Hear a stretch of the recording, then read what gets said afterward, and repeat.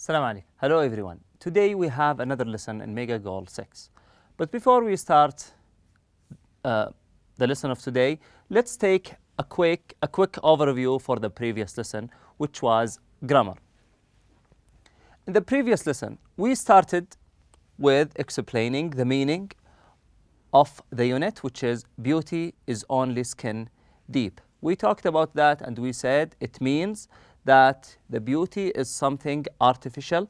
It's something doesn't reflect the inner beauty of the people and their personal trait. This is the grammar lesson that we have learned together in the previous lesson on page 36. It is divided into 4 parts. In these 4 parts, we focused on the noun clauses and its relation with the word that in the first point. And after that, we talked about the noun clause after verbs. We mentioned that noun clauses come after the verbs, and we have here list of verbs like believe, complain, decide, discover, dream, and so on.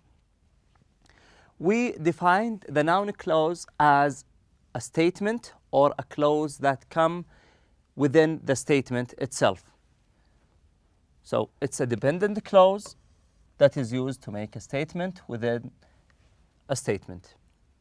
So it has more than one way of usage. In the first one is it comes after the verb, as we have here. I noticed that she didn't put any makeup on today. Here we have the verb, then the noun clause comes after the verb. The word that, as you can notice here, is put between brackets. What does that mean? It means that we have the option to use the word that to keep it or to take it out. So either ways are correct. I noticed that she didn't put any makeup on today, or I noticed she didn't put any makeup on today. Let's put in mind that usually in speaking, people take out the word that. Then after that, we move to the second or the third part where we talked about the noun clauses after adjectives. We have here lists of adjectives like afraid or be afraid, be amazed, be aware, be certain, and so on. We said that the adjective follows the verb be, and the verb be, as we all know, is am, is, are in the present, and was or were for the past. So one example for this situation is she doesn't seem to be aware that her dress is no longer in style. She doesn't seem to be aware. This is an adjective, and here we have the noun clause. The third situation where we use the noun clause is as subjects of sentences. Noun clauses sometimes comes in the first or at the beginning of the sentence. A sentence can have a noun clause as its subject. These sentences usually begin with it. So it is often start with it.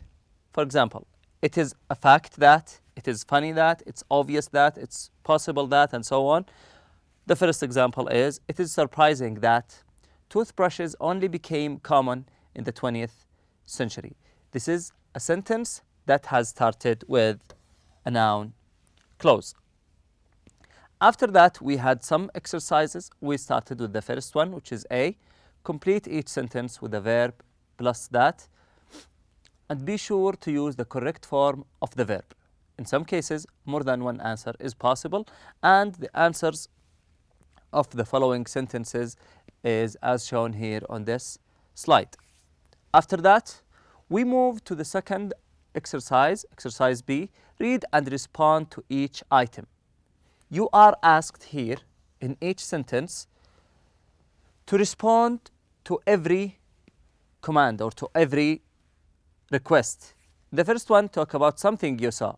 Number 2, talk about a complaint you made, and so on for the rest of the requests. We learned that we can start the sentence by using a noun clause, or it can come after the verb, or it can be also after the subject, the adjective of the sentence. And we use that way in each one or in most of these sentences. For example, we have the answer for the first one, talk about something you saw recently, and the answers for the rest of the sentences as shown here in this slide. Then we move to the workbook. In the workbook, we have exercise C. Circle the correct words to complete the sentences. Here we have words or verbs that are used with the word that. And we have two options in each sentence. We were asked to use or to choose one of these two answers, and the answers of the correct sentences are as shown here in this slide. Now let's go to our lesson today. On page 38, we have a conversation lesson. But firstly, let's start with the meaning of conversation. What does it mean? Conversation is when two people or more are talking to each other. They are discussing something, they are sharing their opinions or their ideas about some topic. This is called a conversation. Today we have a conversation between two friends, Sophie and Anne. And it is related to the topic of this unit, beauty is only skin deep. They talked about their appearance, what should they do, what they shouldn't, and so on. They discussed many things. I want you now to pick up your pens, listen carefully to the conversation, underline the new words, and try to guess the meanings of the new expressions. For example, we have here some expressions that are written in blue. I want you to listen carefully so you can guess the meaning of these expressions from within the context. Now let's go ahead and listen to the discussion or the conversation of the two friends. Page 38. 4. Conversation. I'd like to speak with a manager. I'm the manager. How can I help you? Look at my hair. It's lovely. I'm not going to beat around the bush. I am very upset with this haircut. It's by far the worst haircut I've ever gotten. The hairstylist didn't listen to me at all. This is not the style I asked for. I'm fit to be tied. I'm sorry you didn't get what you were expecting, but I have to tell you, I saw you when you walked in. I did a double take when I saw you after the haircut. I think this style really suits you. It's a dramatic improvement. But it's too short, and it has all these layers. I look ridiculous. Not at all. You just aren't used to it. Trust me, it brings out your eyes, and it makes you look more sophisticated. You're just trying to make me feel better. No, I'm being entirely honest. You look elegant and sophisticated. I have a wedding to go to this weekend, and I wanted to look my best. Perfect. You're going to blow them away with your new style. You really think so? Absolutely. I'll tell you what. See what happens at the wedding. If your family and friends don't like it, come back next week and we'll give you any haircut you want on the house. Well, okay. I guess that's fair. Okay, we have just listened to the conversation between Sophie and Anne. And firstly, let's talk about the meaning of some of the words, not the words written in blue, but other words. Then after that, we will try to explain the expressions of the words or the expressions highlighted or written in blue. Firstly, we will start with the word upset. I am very upset. What is the meaning of upset? It means that you are annoyed about something. When someone says, I am upset, that means something is annoying you. You are not happy with that thing. So that makes you upset. Another word is the hairstylist. The hairstylist. It means, or it refers to the person who does your hair, who changes the appearance, the way your hair looks. We call that person hairstylist. Also, we have other words like sophisticated, and we have the word elegant. We have elegant and sophisticated.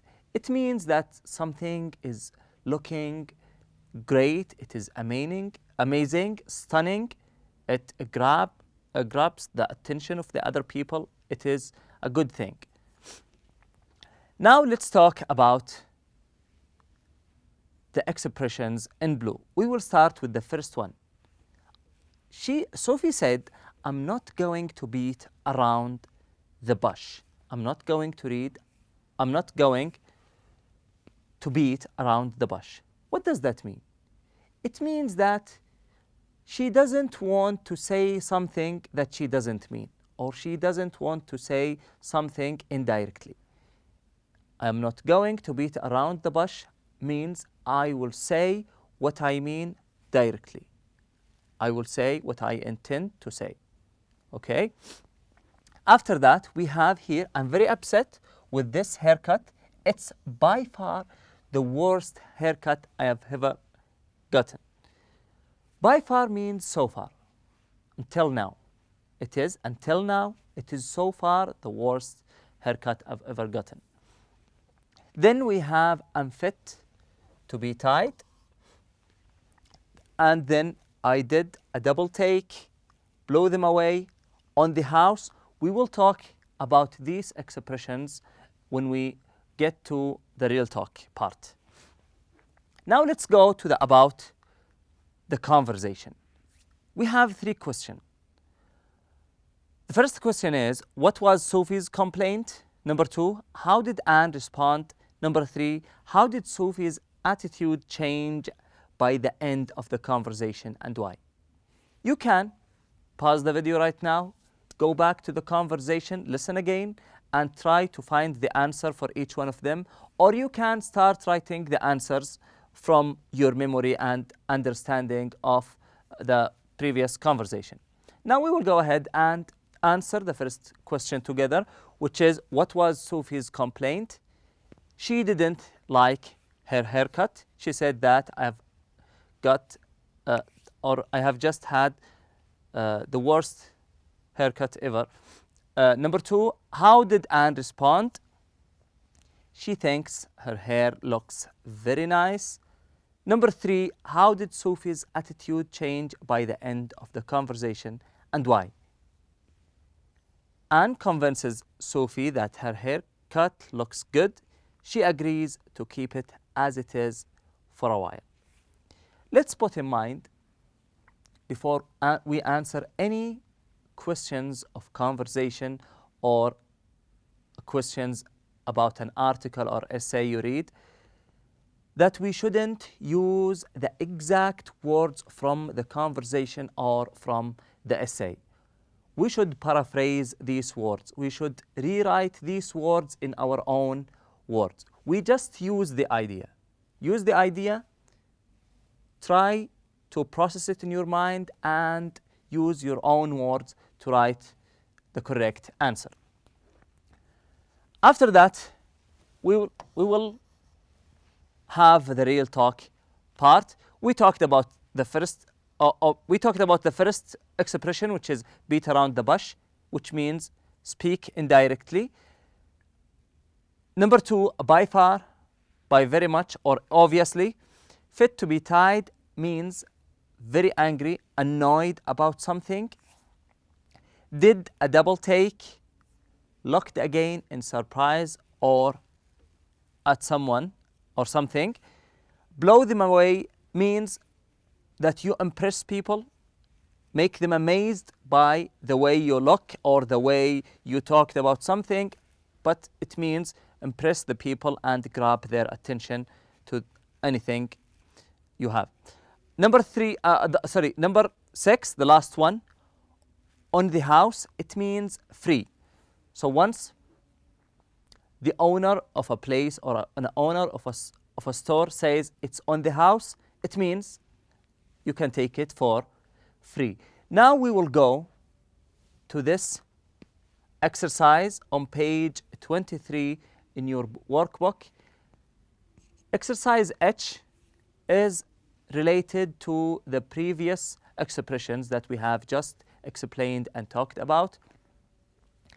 I want you now, or we will now, read the sentences together. Read the words in the box, and we will try to work together to put these words or these expressions in the suitable blanks.